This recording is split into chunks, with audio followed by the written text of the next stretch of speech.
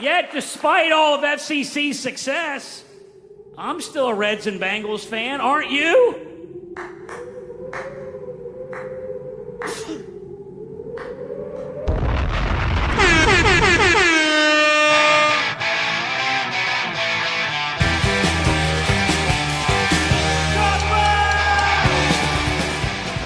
What is up, world?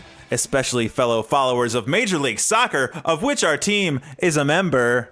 I'm your boy Sway from MTV News. Tabitha Soren has a fungal infection and is off this week, but we are back. Game number 12, episode 15 of Knifey Lion Radio. I am Jonah. Follow Knifey Lion Radio on Twitter if you're not already. I'm also the Burning Bison on Reddit, but Reddit is dead, and that dude murdered it. Joining me today is a man who once yelled, "I'm from Winton Place, bitch," at an indoor soccer opponent. It's Zach. It's true. Corbin Bone. Not joining us today, celebrating his wedding anniversary instead of celebrating our MLS birth, it's LaSalle Lancer Hall of Fame class of 2018 inductee Nick from soccer. Also absent, but never far from our hearts. Currently doing curls with Sergeant Scary's body, it's Zach's friend Chad. Currently lurking in the studio on the couch in the $1 million studio is Zach's friend Megan.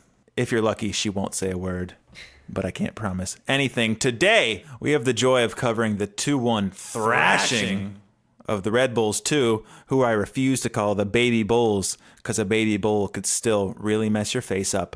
We'll have a very, very special KOCH Watch that you will not want to miss, especially if you're a member of his family and our weekly temperature gauge has left you utterly anxiety-ridden. Our favorite son of Abraham was MIA this week due to yellow card accumulation, but we'll see if anyone else was worthy of a DEKEL SMASH. And honestly, I just love that sound effect. DEKEL SMASH. We'll talk about this past Wednesday's MLS announcement. I was at Rheingeist. Zach and Nick were at Fountain Square, so we have every angle covered. Our announcement coverage is so thorough that Pat Brennan may send out an angry subtweet in our direction. We'll also look into FCC players' social media in our new segment we're calling They're Just Like Us. Could change that name later, but we'll stick with that for now.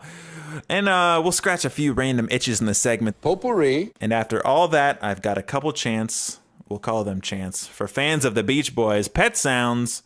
Wow. Zach, are you as excited as I am? Yeah. Are you sure? You might not get a chance to speak for a couple more minutes. I am. I feel good. Okay. Anyways, there's one person that I'd love to hear from right now. I'm wondering what he's thinking. But honestly, we'll never know. But that's why he's the mayor, the congressman, the senator, and the president of the John Harks Cave of Wonders. Wednesday must have been a tough pill for old John Harks to swallow. Checkmate to Eric Winalda. But before we get into all the rest of the goodness, folks, we got to pay the bills. That means this week, our spectacular episode of KLR is brought to you by McAlpin's. Yes, McAlpin's has everything your grandma needs to make sure you have the clothes you don't want this Christmas. A speckled, velvety half-zip sweater that's 2 sizes too big, Granny will go gaga for it, and you'll dust it off out of your bottom drawer for every holiday event she hosts. And don't worry, your brother will have the same one in a different color. And whoa boy, sure smells like a shitload of perfume in here. McAlpin's! If you're here, you're probably returning something. Good to have them still around. Can't believe they outlasted all these other department stores. Wait, what's that? Oh, that's too bad. Wow, what a week. What a week already. Recap. Oh, this week, FCC traveled to a hot and humid New York for an early 1 p.m. start against Red Bulls number 2. Several changes to the starting 11. Lahoud in for Kenny Walker. Blake Smith made his return. Welshman earned the start over Danny Koenig. Lasso returned from suspension, while Patty Barrett filled DEKEL Kanon's suspended spot. I got to admit, I was half watching. It was a pool day, folks, which takes precedence over a road game. FCC started okay enough without any clear chances, but then they shot themselves in the foot with a poor back pass from my favorite Blake Smith, which domino affected into a Red Bulls goal. FCC clearly does not like being pressed, as they struggled for most of the first half, with chances being basically non-existent. Our man Alan Koch clearly dangled the MLS playing time carrot in front of the FCC's players' faces, and as usual, the second half bared no resemblance to the first. Their improved play was almost all for naught, though, as a suspect penalty was called against Barrett for a handball, But in ball don't lie fashion, the PK sailed over the top. Jimmy and Danny Koenig came in the 63rd minute. 2 minutes later, in the 65th, Ledesma curled one into the corner, close to the end line for the first FCC goal, tying it up at 1. Poor clearances and constant FCC pressure led to a Danny Koenig goal in the 77th minute. That was the final score, 2-1. Wow, so much to say. Zach, what was your takeaway? I don't know. First half snoozer, second half domination. Like the whole rest of the season. Yeah. First half, I'd watched live. Second half, I was swimming because I guess that's where my priorities are now. And then I watched the replay. So my feelings are disjointed, but, didn't seem like there was a whole lot to talk about. Yeah, the first half, I was watching and not watching. It was just really fucking boring. But then the second half, we looked 10 times better. And I think really the difference maker was the 2 subs coming in really changed everything, Jimmy and Koenig. And I think that the second half of the second half was our most well-rounded playing of the season, in that we were playing up and down the middle and using the flanks and not just one or the other. We just looked like a normal team. Man of the match, Ledesma? Yeah, I'll say so. Don't let me put words in your mouth. You can choose somebody else if you want. I mean, if not him, it's got to be... I wanted to look up how many saves Newton had, but he made a handful, and I thought Lasso had a good game too. My question, not to give them any excuses for playing kind of shitty for 60% of the game, but does playing in an empty Red Bull arena for 30 fans do anything? Is that any excuse for them coming out a little lackluster? It's hard to get fired up. I was... wrote down that it reminded me of watching some of those Serie A games about 10 years or however long it was ago, where there was no one on the stands, and it always seems like it's a scrimmage and not a real game. Yeah, it felt exactly like that. I used to turn those games on, even if it was Juventus or whoever else, and I would turn it off because you're bored watching it. I don't know why it makes so much of a difference, but it does. And it's got to affect them a little bit because it just feels like a friendly or some preseason game. Yeah, it's easy to be critical, like you should beat a New York B team, but we've actually never beaten them in New York before. So it was a good result, and we do have trouble playing against teams that play this style. But at the end of the day, for this match, the quality of our team shone through. Is that the right word? Shine yeah, through? I mean, it's a little impressive that we kind of came out on top in the end when I think their oldest player was 23 and our youngest player was 24. Is that Lasso? No, it's Blake Smith? Let's keep naming Patty. players. Patty Bart's that young? Yeah. Wow. He's got the neck of a much older man. So you would think, fitness-wise, maybe they would have outlasted us, but that just wasn't the case. Shout out to Austin Berry, in charge of our physical fitness. Doing a great job.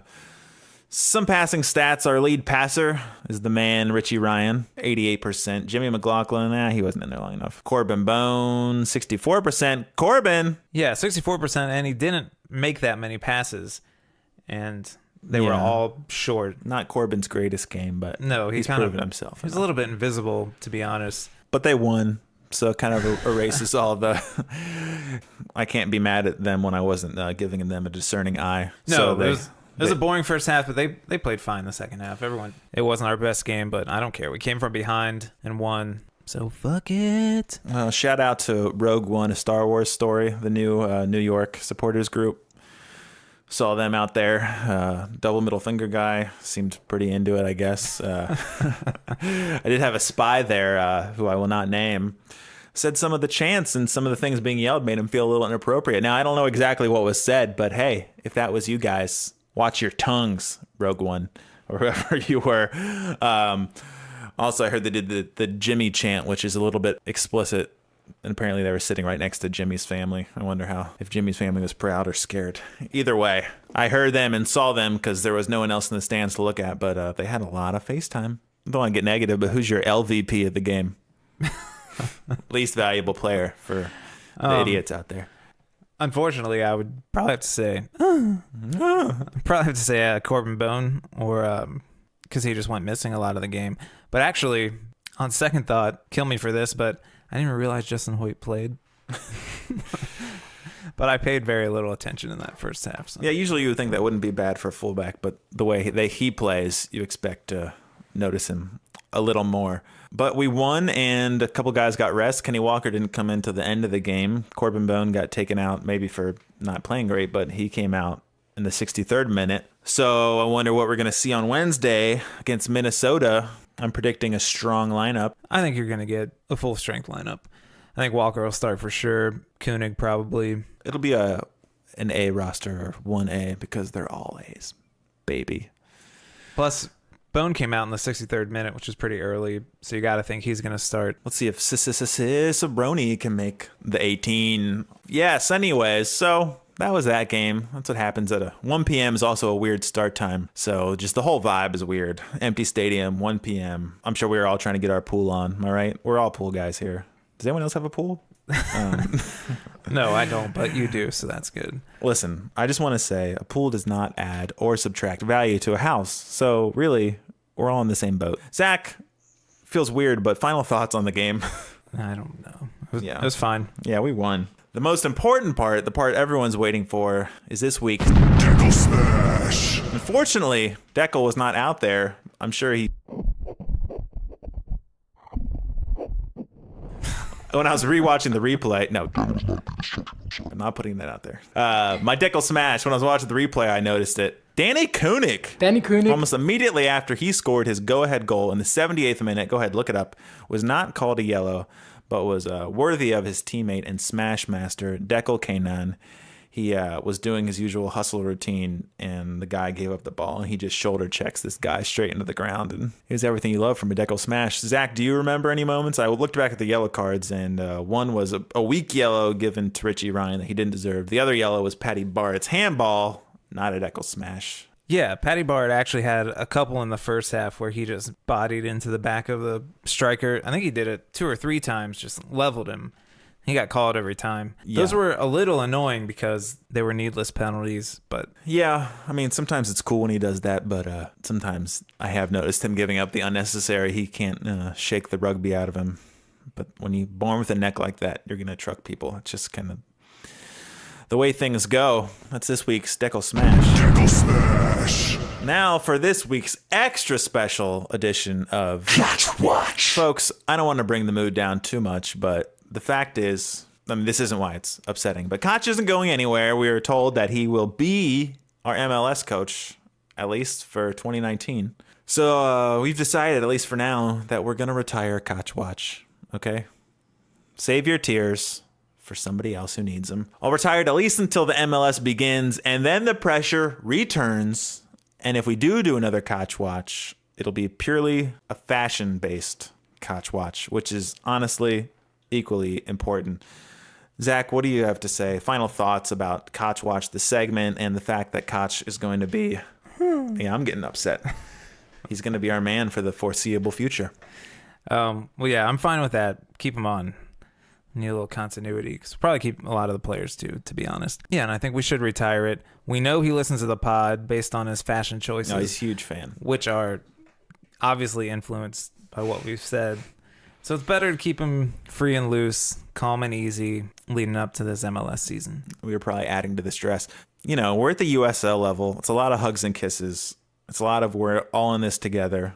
But, you know, guess what, Kachi? MLS, it's a whole nother ball game. This isn't Whitecaps 2, my man.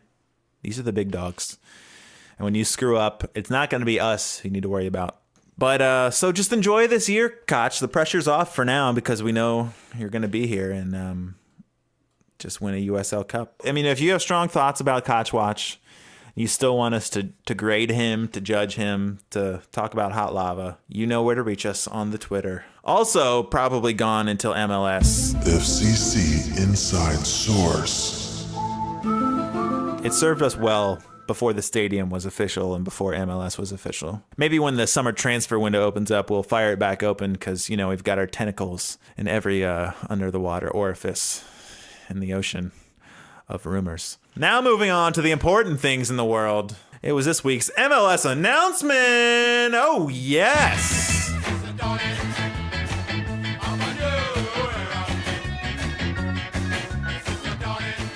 Like I said, I got a ticket via the Prid North, to Rheingeist for the actual announcement. Zach and Nick from soccer, they're afraid to be that exclusive. They were at Fountain Square, and yeah, it was an exciting day. It started early for me because I had to get to Rheingeist early, and I made the horrible decision not to eat breakfast and not to eat lunch, and then once I was in there, not to eat dinner. So I hadn't eaten that entire day. I was feeling it. Zach, what was the vibe at when you arrived at Fountain Square with the people, the commoners?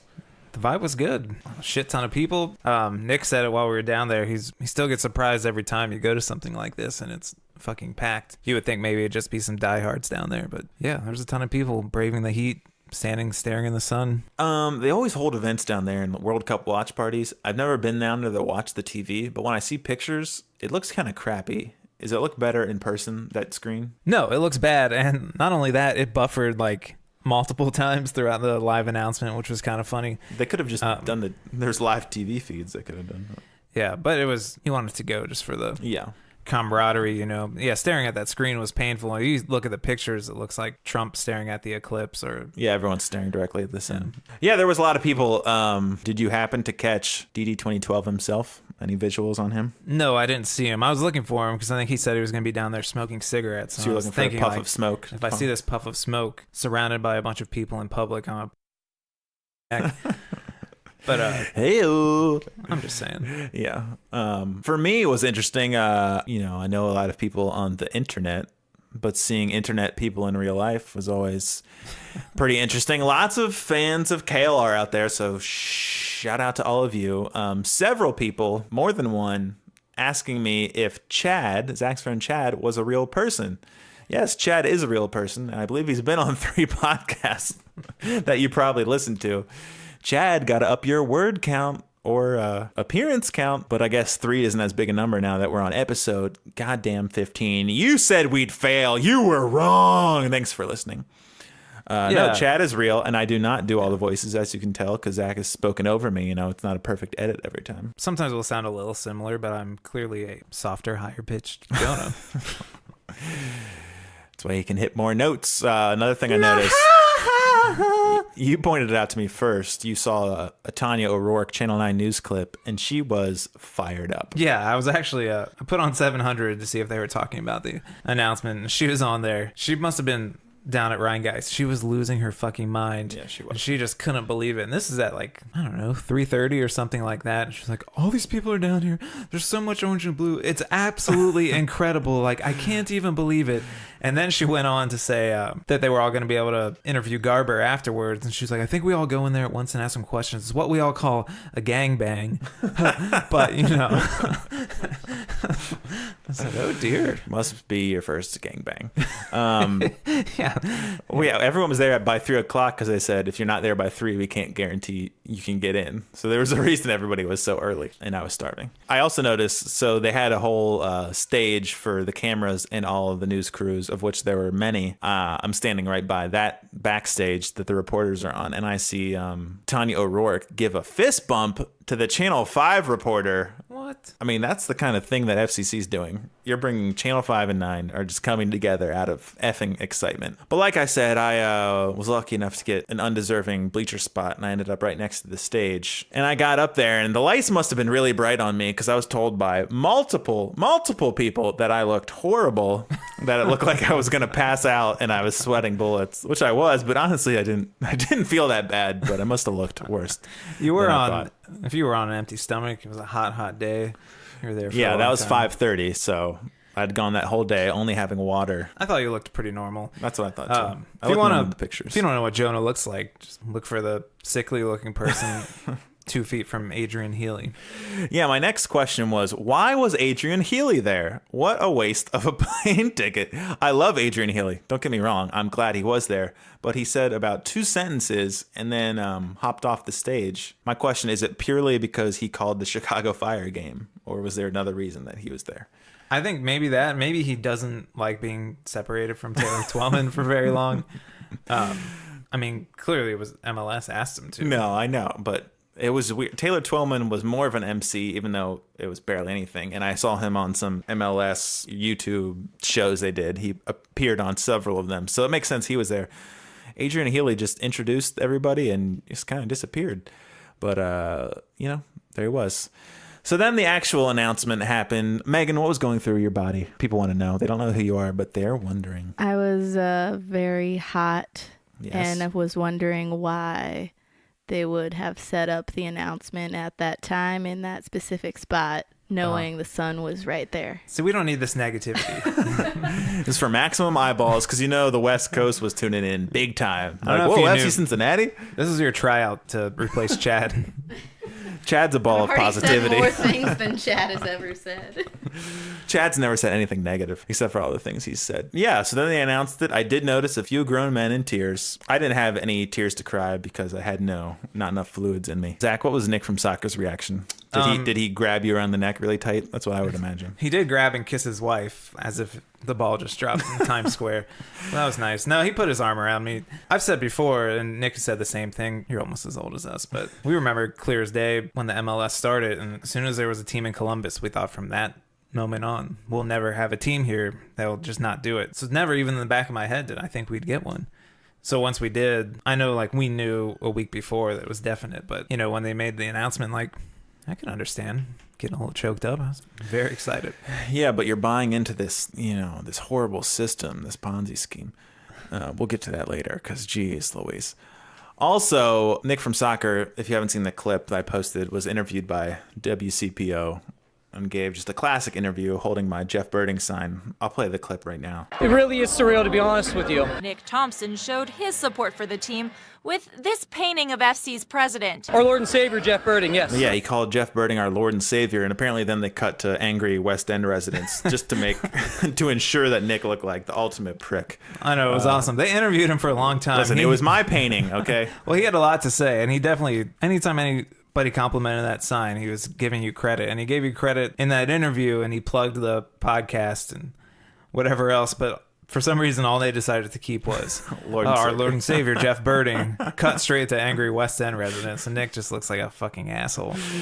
The shoe fits, Nick. Not to give away who I really am, but no one really cared for the sign I was carrying around. Yeah, the Chuck Wharton sign that Zach was carrying around. It did get a retweet from Chuck Wharton. He said, I don't deserve you guys, but you guys deserve MLS. No, we don't deserve you, Chuck. Your milquetoast MLS articles are really what keeps me going. Just to know that I'd have a future writing. Anyone can do it. But yeah, so that was that. And they didn't really reveal anything new that we didn't know. It seemed the color scheme, the blue and the orange were a little darker. I don't know if that's a sign of things to come, but there was no new branding, nothing else to get too crazy about. But it was a good day that will live in infamy, unlike any day in the history of this country. So after the game, I drove straight to the Queensgate Taco Bell. I got That's a good Taco Bell. They gave me my food too fast, which is a bad sign. My Cholitos were poorly rolled, but I was appreciated how fast they got it. I downed them probably too fast, and then I got I'm just describing my order now. This is what I've resorted to. One of their Skittles freeze drinks, but I couldn't find my straw, so I just had to stare at it. So that was kind of a downer on. Zach, any final thoughts on the announcement day? Yeah, I think Megan and I had chili simmering on the stove on a 90-degree day, and we rushed home and ate that. A classic MLS meal, if ever I've heard one. We've got some more random thoughts on things that happened in and around announcement day and, some other things we want to take a dump on. But first, it's our new segment. This one's mostly positive. It's FCC players. They're just like us! Yes, so we've been scouring the Twitter feeds and the Instagram stories, Instagram posts of all your favorite FCC players. A lot of us were doing that even before this segment was a reality, but now that it is, we have a chance to vocalize our soccer stalkerness. Just seeing what these guys are up to, seeing how they're living their lives. I'll tell you what. Go ahead. We got some interesting stuff here. The first thing, which is a jaw dropper, I learned via an Instagram story. Patty Barrett, folks, he lives in Oakley. There was a picture, I believe, of his wife or girlfriend sweeping. Don't get mad at me, folks. It said, at least she's good for something. Patty Barrett. My question is, where in Oakley do we think Patty Barrett gets his grub on? Megan, if you were Patty Barrett, where would you go for a bite to eat? The Cock and Bull? Is that too obvious? Zach, what are your thoughts? I can't really picture him. I can tell you where he eats. One spot is the Sleepy Bee. I was going to joke that you won't catch him at the Sleepy Bee, but I've only been following for a week, so Sleepy Bee Cafe, pretty good breakfast, lunch, brunch spot in Oakley. things went south with my sister-in-law when she was employed there, so we boycott it. Another thing I've noticed, Sem DeWitt, very fashion forward. He's your classic young Instagrammer. He's definitely still rocking the filters hard. He seems like a man on the town. Could be costing him a starting spot because I'm guessing he's the club ringleader. He seems like he knows all the hot spots. He seems like a velvet rope type of guy. Zach, what's your vibe from Sem DeWitt? Same. Very Euro. Yes, very. I mean, if your name's Sem, you're kind of boxed in. You don't have a choice. Yesterday, they played New York, and they must have stayed there for the night because every single player's Instagram and Instagram stories were of Times Square and going out. They're all at a rooftop club. Oh, that's probably a bar. No, a rooftop club. I'm guessed they were dragged there by Sem DeWitt, to be honest. So if anyone seems a little lethargic on Wednesday, it's because they got their drink on. Zach, you noticed Manu had a steak that night. Yeah, he did. And then Mike LaHood posted a pic. I think they must have ordered the exact same steak. Now, do I have an opinion on what they choose to eat? Do I think animal protein is really destructive to their fitness? Sure, I do. But fuck it. The thing about Manu is, as Megan could tell you, Argentina is famous for their beef. They've been said to have the best steaks in the world. I hope he can enjoy American beef. Zach, you noticed Nazmi doing something. Yeah, Nazmi and a big group of pals went to a breakout room. Ooh. I forget how fast they did. I want to say 51 minutes. I don't know if that's good or bad. But Nazmi was wearing a Hogwarts shirt, and he's been dressed up in Harry Potter garb before, and the internet said, oh, he's probably doing it because his girlfriend makes him do it. Smash the patriarchy, okay, folks? Smash the patriarchy, Reddit. To me, he's wearing this shirt because he fucking likes it. You can tell Nas is. Evan Newton spent the past weekend in Knoxville. I can only imagine he was visiting the fabulous Sun Sphere. Zach, what would you do in Knoxville if you were Evan Newton? Really makes you appreciate Cincinnati. Yeah. God damn. Do you remember we stayed the night in Memphis and woke up and there was an alligator? Yes, that was the same night we went through Taco Bell with the trailer and it went up on the curb. So classic Memphis, which is just like Knoxville. I'm sure they love to hear that. But this week is a little out of the ordinary because midweek was dominated by the MLS announcement. So obviously most of people's posts and Instagrams, they all came, even though some of them are going to be left at the station when we go on the Hogwarts Express to MLS, unfortunately. But it was good for them to show their respect. But if you have a hot tip that we missed for FCC players, they're just like us. You know where to hit us up. All right, so I have some pre-recorded chants, but before we get to that, some leftover business in this week's edition of Megan's favorite segment, Potpourri. Some quick business I need to take care of. I'm designing a Knifey Lion Radio scarf. The goal will be to sell them for $15 a piece. All proceeds go to supporting us, keeping the podcast alive. So my question is, would you be interested, without seeing the design? It's going to say Knifey Lion Radio. It's probably going to say John Hark's Cave of Wonders, so you know it's baller as hell. If you're interested, I might do a pre-order thing, but I'm just gauging interest. Shoot me a tweet. Tell me you'd be down to buy a KLR scarf because there are minimum orders, and I don't want to look like a bitch and not have enough orders. Zach, would you buy a Knifey Lion Radio scarf? Yes or no? Yeah, I'll buy one. I'll hang it up at home. I'm not a scarf guy when it's hot outside. Yeah, I've got a real hodgepodge, a potpourri of, if you will, of scarves in this room. Arsenal, Fulham, West Ham, I support them all heavily. Columbus Crew, about to burn that one. And Olympiacos, I'm an ultra. Megan, would you buy a scarf? $15? Sure. I mean, folks, people are coming out of the woodwork to buy this scarf. Just let me know. I bought you half these scarves at you games did. that I went to, and I didn't get any for myself. While we're on the subject of Louisville just being the effing worst in the world, they wrote a blog after the Coopers hanging with Mr. about, well, just one guy wrote it, but I'm just going to assume he represents all of them because they're all idiots. Upon our MLS announcement, this guy, I want to get his name right so you know who this loser is. Joe Vela wrote the worst blog I've ever read about why he's so content not to be in MLS, which is fine, but you didn't have to do it in such a loserly way. I highlighted some parts that I don't think it was a troll job. The guy's got a gray goatee and kind of long balding hair. He doesn't seem like a guy who would troll. I'll read a couple excerpts and then give you a few thoughts. I'll try to do it quickly. Just to give you a taste of where we're at. On Tuesday, another independent soccer team gave up their rights to be themselves, and instead chose to be absorbed by our version of D1 soccer. Who they are is irrelevant to me, other than the fact we have to compete with them to win a league title. I didn't give a crap about them yesterday, and I won't care about them tomorrow. He won't even say our name! You're just making it more obvious who you're talking about. It's FCC, guys. Spoiler alert. He's talking about us. I hate you already. I'm going to skip ahead. I grew up in the New York sports market, so when I see Cincinnati talking about how big they are, I just kind of giggle. Fuck you, Joe Vela. Guess what? Nobody talks about how big Cincinnati is. Bitch! Moving on. God, I hate this guy. They find anything that will bolster their civic pride in the eyes of the rest of the country. Go to hell, Joe Vela. This guy's fucking pathetic. The point is, there are places in this country similar to Cincinnati, and unlike Louisville, that ferociously identify through their sports teams. That's because you have no pro sports teams, you loser. Ugh! Except people in Louisville live for a fucking college basketball team. Yeah, you sold your soul for Rick Pitino until the point where you kept him after he bought 10 million prostitutes, and it was only after the story came out that you paid exorbitant amounts of money for your players that they finally fired him. It just doesn't feel real in any great sense and reminds me more of a county fair than a sporting event. What county fairs are you going to? And county fairs are awesome and have great food. And then this part. I have a cousin who lives in Madrid and has supported Real Madrid, or Los Blancos, as he calls them. Oh my god. Go to hell, Joe Vela. Folks, I come from a very savvy soccer town. We are multi-generational fans. We understand the concept of the game. I don't want to read the rest. Go to hell, Joe Vela. And now I'm really sweating. I'm sweating with rage.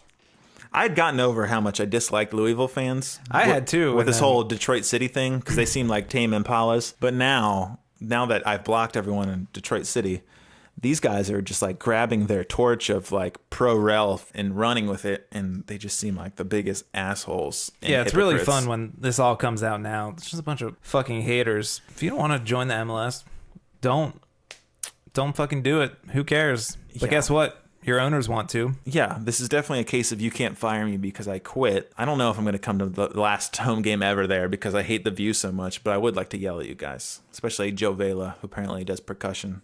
I'm sure he sucks balls at it. He's plays like fucking Meg White.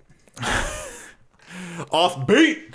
Like, we should just abandon our team and just pick up the pro-rel banner. So we can continue to carry the league. Yeah, no thank you. Because the only reason interest is up in the USL is because of FC Cincinnati. I'm sorry, that's true. The other thing that really got me after this announcement was that dude had like 3 posts where he pointed out that David Beckham welcomed us into the MLS. It wasn't like some grand thing where it's like, Gaba, I need to be on the... Okay, I shouldn't even try. Hey, Dot Garber. Gaba, I need to be... Beckham has like the worst face to voice ratio of all time. One of the great faces mixed with one of the... yeah, exactly. One of the worst voices. Don Gaba called me up and I... Anyways, so all these people in this video, if you didn't see from the announcement, say, welcome to MLS Cincinnati, and he's one of them. Fucking DD 2012 is like, you guys don't understand, man. You're not passionate enough if this doesn't mean anything to you. He's a fashion icon. Yeah, he's a fashion icon. He made a point of saying he had a deal with H&M. So did The Weeknd. Who gives a fuck? And why are we talking about that? Anyways, I declared Reddit officially dead, even though I post at the same rate that I was before. I declared it dead, so sorry, Hispanic at the disco. You now preside over a dead monarchy. After we recorded, if you didn't realize, we were obviously talking about him last week. I had a smidge of feeling slightly bad. And then like the day later, I was like, no, I feel really confident in what I said. I also want to say sorry for the rest of the people on Discord. Golf from Miami is the only name that I remember, so I can't shout you out by name. I guess I could make a list. But, you know, if you guys want to get a shout out, buy one of these effing scarves I'm going to make. Because they're going to be baller. Megan, what are your thoughts about that? Dude! I wasn't paying attention. Oh, my God. I know. That's kind of what I feel. Zach, true or false? Manu Ledesma is the best player in the USL. In the East, for sure. Okay, this week for Chance, I did pre-record 2 Beach Boys songs, which I'll just play back to back. But before I get to that, Zach, did you have anything just on the tip of your tongue trying to get out into the world? Yeah, I was working on one, but without the background music. Afraid to share? Yeah, it goes like this. I thought about scoring on you today. Premeditated header. That's all I got. Is that the new Kanye West song? Yeah. That's track 1, right? Yeah.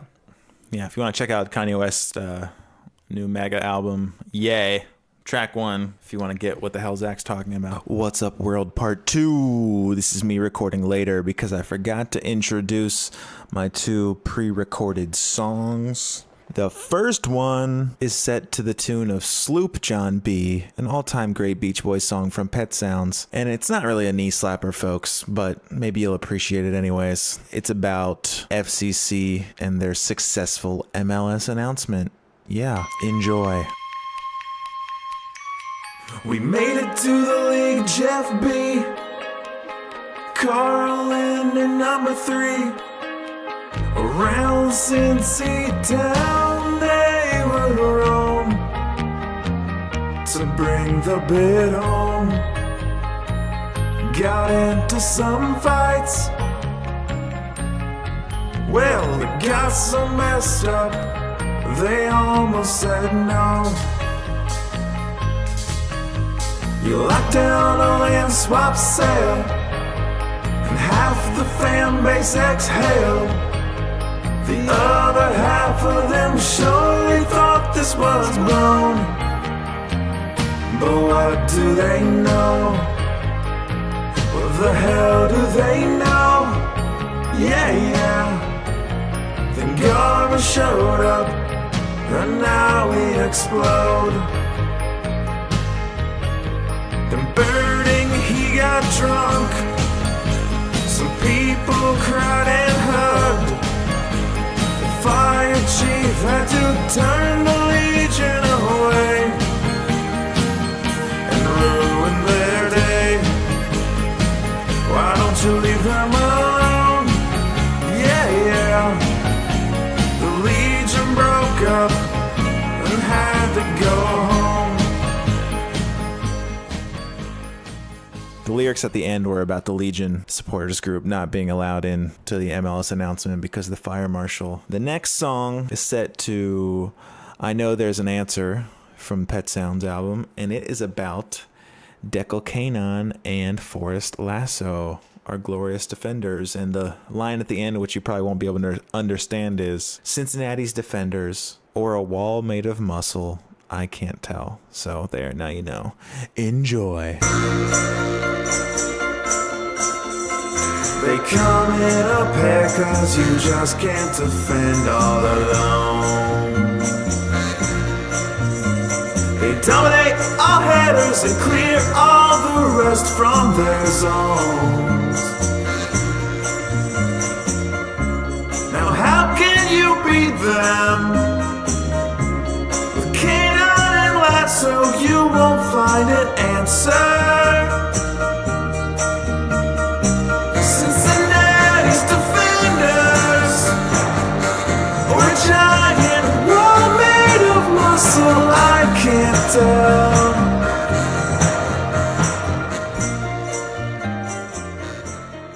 Also, WKRP. Zach's still waiting for that to shine. If you don't know that one, it's on a previous episode. And if you don't know which episode, just listen to all of them again. Yeah, so that was this week. We're in the MLS. Yeah, I wanted to say one thing. Please do. You know, it's in the intro music now, but it was one of my favorite parts about the events on Tuesday was Cranley's speech and then people booing when he said that. Yeah, it was a tepid response for his, I'm still a fan of the Reds and Bengals, aren't you? I mean, this guy was fired up. And yeah, he was really feeling it. It was also weird, you know, not to backtrack too much, hearing Carl Linder talk that much, because we're used to him like silently looking like he's preserved by formaldehyde, just like staring straight ahead. But to hear like all these words and a big shout out to Jesus. Yeah, that gave, I don't know if it was all in my head. It felt like it was a collective when he started talking about faith, but that could have just been all internal. It was probably internal. Sure. Honestly, he could have said fucking anything he wanted, and we'd be like, "Oh hell yeah!" Yeah, but I have never heard him speak so much. We were pretty fired up, so they would say, like, "I'd like to thank my daughters." I'd be like, "Yes, yes, yes, yes, yes, yes, yes, ole, ole, ole." Jeff Birding, like, I haven't been a good husband. I haven't been a good father. Yeah. I was like, shouts to bad husbands. I haven't been a good husband either during this MLS buildup, and I have much less of an excuse. So, birding, I feel that wives are secondary. Especially I mean, in the days of the city council meetings and stuff, poor Angel Baby was being neglected big time. Yes, I was in Home Goods in Oakley Christmas Eve. Shout out if you were there too. That'd be weird, wouldn't it? I had my stupid phone on 700 WLW up to my ear because I thought Cranley was going to say we got in the MLS, which just sounds stupid now after everything the way it all played out. That would have never happened. But Jason Williams had tweeted out, basically he said we got in, it sounded like, and we had all, I think we were celebrating kind of on the group chat, and then the realization that it was kind of a little presumptuous on his part. So I'm listening to goddamn Bill Cunningham on Christmas Eve in Home Goods like a loser, and then they don't announce anything. That's where we were at, okay? And now we're in the MLS with FC Dallas, New England Revolution, Real Salt Lake. Those are the big dogs. Houston Dynamo. I've also enjoyed, I don't know if you saw me royally dunking on this dweeb from Nashville SC who tweeted, "Where's your overflow announcement, crowd?" Luckily, months later, we were able to send him a picture of Fountain Square bursting at the seams. And he's like, "Whoa, it's about time." He took a shower so he couldn't see his tears. Took a Carl Lindner blue pill when he saw pics of Fountain Square. He loved it. He kept shouting out Fountain Square. Nashville, we'll let you know how the MLS is because you got to wait a while. Text from my wife. Food is ready. Podcast is officially over. Zach, final words? No, none. I'll be there Wednesday. Very excited. Did Louisville play? No, they didn't. So we are in first place. Oh my God, Louisville didn't play because they don't exist anymore. No games in hand. No games. Joe Vela's a bitch. I hate you, Joe Vela. Joe Vela, Joe Vela, Joe Vela. Corbin Bone, Joe Vela, Joe Vela. I kind of like your name, to be honest with you. It's too bad such a great name is ruined on such an asshole. First place for the foreseeable future. We're in the MLS. Minnesota United is going to disband after we destroy them. Rise to... Wait, Megan, final words? No. Time for dinner. Rise together!